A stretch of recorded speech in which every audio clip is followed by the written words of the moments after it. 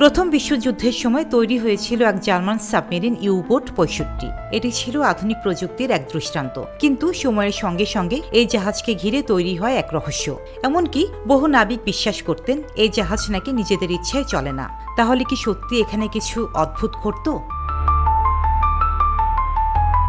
১৯১৬ সালে ইউ-বোট ৬৫-এর নির্মাণকালে ঘটে কয়েকটি দুর্ঘটনা। কিছু কর্মী দুর্ঘটনায় আহত হন, একজন মারা যান। অনেকেই বলেন এটি ছিল শুধু কাকতালীয়, কিন্তু এরপরে যা ঘটতে থাকে তাতে অনেকেই সন্দেহ পোষণ করেন এটা কি নিছক দুর্ঘটনা নাকি কিছু অজানা শক্তির কাজ।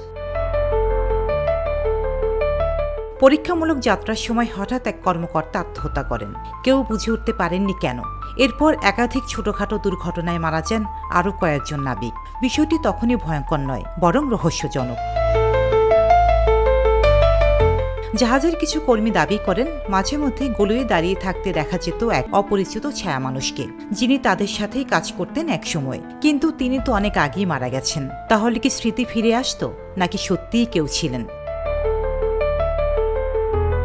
১৯১৮ সালে জাহাজটি শেষবার সমুদ্রে যায়। এক বিস্ফোরণে পুরো সাবমেরিন ধ্বংস হয়ে যায়, বাঁচেনি কেউ। কিন্তু বিস্ফোরণের আগে পাশ দিয়ে যাওয়া এক মার্কিন নাবিক দাবি করেন, আমি দেখেছি গলুয়ে দাঁড়িয়ে ছিল এক সৈনিক। তার চোখে ছিল শান্তি নাকি রহস্য বুঝিনি।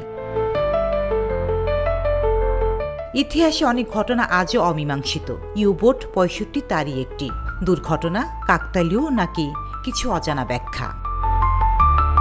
রোজিনা রোজি, দেশকাল নিউজ।